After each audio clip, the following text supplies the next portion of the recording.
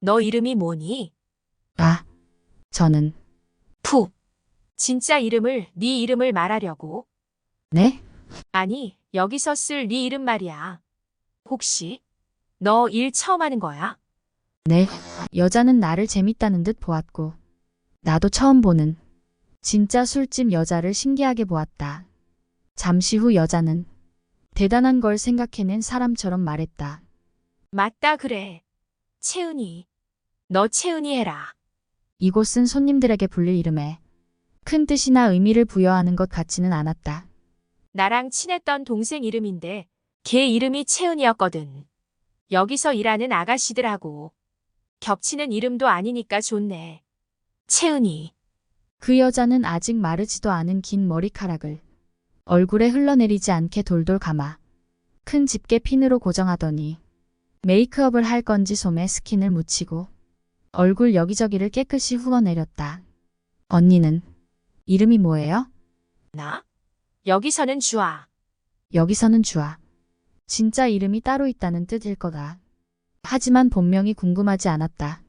내가 뭐라고 불러야 할지 해결한 것으로 만족했다. 그럼 선미는 여기서 이름이 뭐예요? 내 말을 듣고 로션을 바르던 주아 언니가 깔깔거리며 웃기 시작하며 말했다. 선미도 가명을 쓸 생각을 못하고 처음부터 지 이름을 쓴 거야. 우리는 그게 가명인 줄 알고 불렀는데 알고 보니 진짜 이름이더라. 주아 언니 어깨가 웃는다고 들썩들썩했다. 나는 이곳에 처음 와서 낯설어하는 선미를 잠시 상상했다. 주아 언니와도 처음 만났을 테고 그 고모라는 여자도 처음 만난 날이었을 거다. 이름을 묻는 자신에게 순진하게 본명을 말해주던 선미는 이제 세상에 때를 묻혔다. 묻을 때가 더 많이 남았을 뿐 하송식당을 오기 전 순수한 이제 선미는 없다. 과거 속 선미는 항상 거기 있을 테니까. 멈춰있는 과거에 얽매이기 싫다면 최악의 선택을 피하는 방법 밖에는 없다. 하지만 알 수 없다. 무엇이 최악인지. 하송식당 문에 걸려있는 종에서 소리가 났다. 선미가 왔나 해서 방문을 저절로 내다보게 되었다. 그런데 50대로 보이는 살 집이 꽤 있는 여자가 시장 바구니를 두 손에 무겁게 든 채 어깨로 문을 밀며 들어왔고 그 뒤로 아까 운전대를 잡고 호들갑을 떨던 남자가 야채 상자 두 박스를 들고 따라 들어왔다. 눈썹을 그리던 주아 언니가 재빨리 누구인지 확인하더니 완성되지 않은 짝짝이 눈썹을 한 채 슬리퍼를 끌며 주방으로 가는 것 같았다. 그리곤 다시 나에게 와서 오라는 손짓을 했다. 고모한테 인사해야지. 네? 네. 주아 언니를 따라 어색하게 들어간 주방은 밖에서 잠시 볼 때보다 더 깨끗했다. 아마 고모라는 여자의 성격을 알 수 있는 한 단면이 아닐까 생각했다. 모든 것이 잘 구분된 물건들은 제자리에서 차렷 자세를 하고 있는 것 같아 보였고 정리정돈하는 걸 좋아하는 나는 이 주방을 보자 이상하게 기분이 좋아졌다. 내가 인사해야 할 고모라는 여자는 장바구니를 정리한다고 정신이 없어 보였고 야채 상자를 들고 따라 들어온 남자는 부엌으로 가지 않고 화장실과 연결된 뒷마당으로 가는 것 같았다. 그리고 고모라는 여자는 아직 나의 존재를 인식하지 못한 채 분주했다. 고모, 와 뭘 이렇게 많이 사왔어? 주아 언니는 시장에서 사온 삶은 찰옥수수 하나를 가로채듯 집으며 말했다. 그 말에 잠깐 고개를 돌린 고모라는 여자가 나를 보았고 무심해 보이던 얼굴에 웃음이 번지기 시작했다. 네가 선미랑 같이 온 아이니? 네. 이쁘지, 고모. 주아 언니는 찰옥수수를 야무지게 베어 먹으며 나와 고모라는 여자 사이에서 덜렁거리며 말했다. 온다고 고생했다. 오늘 좀 더웠는데. 고모라는 여자는 재빨리 나를 살폈다. 얼굴은 그 정도면 좋다는 표정이었고 머리에서 발끝까지 딱 보면 안다는 얼굴이었다. 그러고는 아주 흐뭇한 표정을 지으며 말했다. 이름은 뭐야? 채은이. 주아 언니가 꼭 그 이름을 쓰기 원하는지 내 대답을 가로채며 말했다. 얼굴만큼 이름도 예쁘네. 고모라는 여자는 한박 웃음을 지으며 말했다. 이곳은 호프집과는 달랐다. 모두가 나를 반기는 분위기였고 누군가의 신경질적인 명령도 없었으며 잠시라도 몸을 가만히 두면 눈치가 보여서 가시방석이 되는 곳도 아니었다. 담배도 피고 마음껏 핸드폰도 들여다볼 수 있었다. 가족 같은 분위기라는 문구는 내가 월급을 포기한 호프집보다 여기 이곳 하송식당이 훨씬 더 어울렸다. 얼른 종소리 나는 문을 쳐다보았다. 선미 없는 이곳이 낯설고 어색했기 때문에 빨리 와주었으면 해서였다. 고모, 선미가 편의점 봉투를 들고 나타나서 고모라는 여자에게 안겼다. 여자는 선미를 번쩍 드는 신용으로 안아주었다.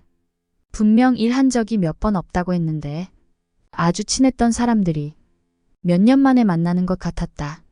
어쩌면 여기 하송식당은 선미뿐 아니라 여기서 일하는 모든 아가씨들이 지금 선미 같은 감정을 느낄 수밖에 없는 곳일 수도 있다는 생각이 들었다.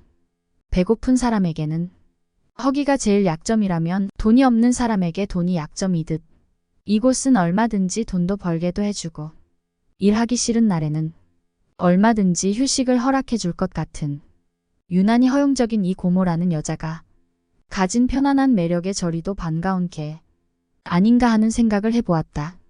고모라는 여자는 인자해 보였고 웃을 때는 선해 보이기까지 했기 때문이다. 더 이뻐졌어 어째. 고모라는 여자는 선미를 친조카를 다루듯 머리를 귀 뒤로 쓸어 넘겨주며 말했다. 그 말에 선미는 부끄러운 듯 웃었고 이제야 내가 눈에 들어왔는지 나를 소개했다. 내가 말했지? 내 제일 친한 친구.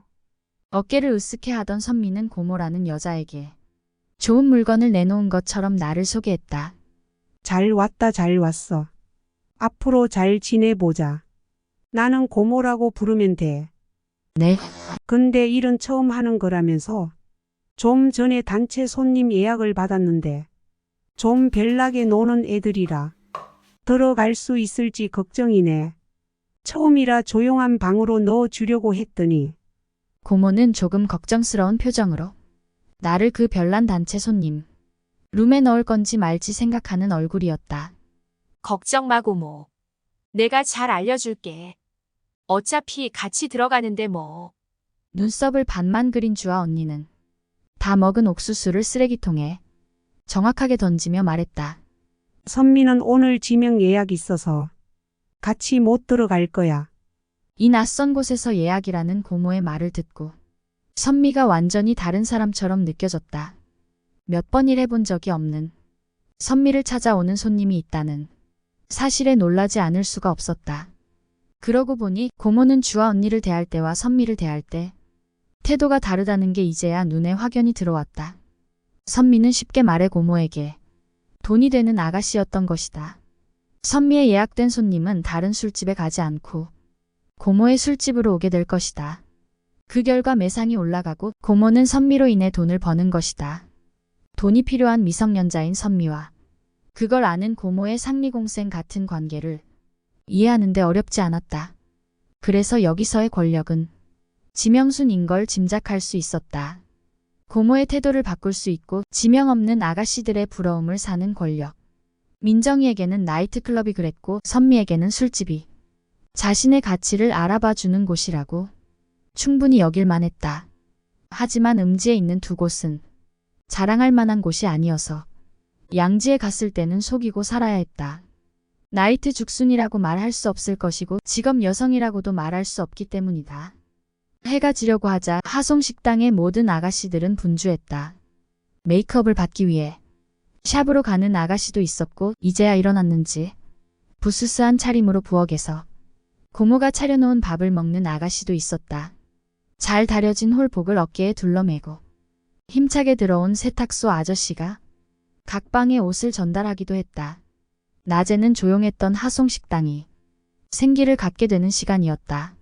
평소보다 조금 진하게 화장을 해야겠다는 생각에 어두운 계열의 섀도우를 꺼냈다. 너희는 좋겠다, 어려서. 새침한 목소리로 주아 언니가 말했다.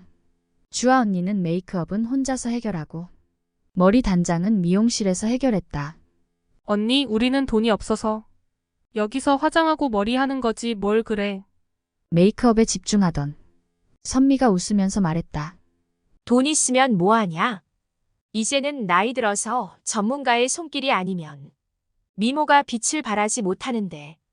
주아 언니는 몸에 딱 달라붙어 몸매가 그대로 다 드러나는 파란색 짧은 원피스를 입고 그 위에 얇은 바람막이를 입었다. 아마 바람막이의 용도는 원피스를 가리기 위함인 것 같았다. 파란색 짧은 원피스는 누가 봐도 술집으로 출근하는 여자로 보였기 때문이다. 미용실로 향하는 주아 언니가 말했다. 가게에서 보자. 응. 네. 주아 언니는 높은 힐은 종이 가방에 넣고 운동화를 꺼내신더니 편해 보이는 발걸음으로 하송식당을 나섰다. 이상한 매칭이었지만 워낙 예쁜 몸매를 가지고 있는 주아 언니에게 그건 아직 유행을 타지 않은 또 다른 패션인 것 같았다. 선미와 나는 주아 언니처럼 홀복을 입지 않았다. 여성스러운 블라우스와 짧지도 길지도 않은 정장 치마 정도로만 입으면 됐다. 우리가 똑같이 홀복을 입으면 다른 아가씨들과 너무 나이 차이가 나 보이니 우리는 최대한 나이 들어 보이게 입으라는 것이 고모의 주문이었다. 룸에 못 들어가는 아가씨들의 불평이 나오기 전에 고모 나름대로 방법을 생각해 놓은 것 같았다. 옷을 어떻게 입는다 한들 나이는 티가 날 것이지만 우리 때문에 룸에 못 들어갔다고 하는 아가씨에게 고모는 자신을 방어하고 투정 부리는 아가씨를 다독거릴 수 있었다. 모든 준비를 다 끝내고 활기 넘치는 하송식당을 나와 우리는 진짜 술집이라는 곳으로 향했다.